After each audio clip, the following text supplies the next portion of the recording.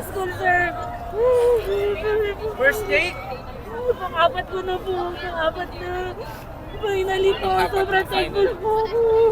Ma'am, ano pong mensahe niyo po sa mga multiple takers po katulad niyo? Gaano po ka-importante na hindi sumuko? Do not give up po sa pangarap nila and trust in the Lord always po. Huwag po talagang susuko sa pangarap nila. Ano pong pinahawakan niyo sa pang-ilang take nila? Sobrang ano lang po, yung faith ko lang po kay God. Talagang hindi po nawawala. Para kanino po itong pag-aabogado niyo, ma'am? Sa family ko, sir. Sorry po ah. Bakit po? Sila po yung ano, yung strength ko po. Sila po yung reason bakit po ako hindi sumusuko kahit ilang beses na po ako na-fail.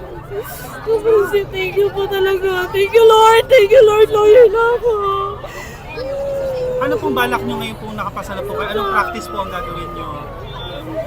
Gusto ko talaga sa government, sir. Either fiscal po or PAO.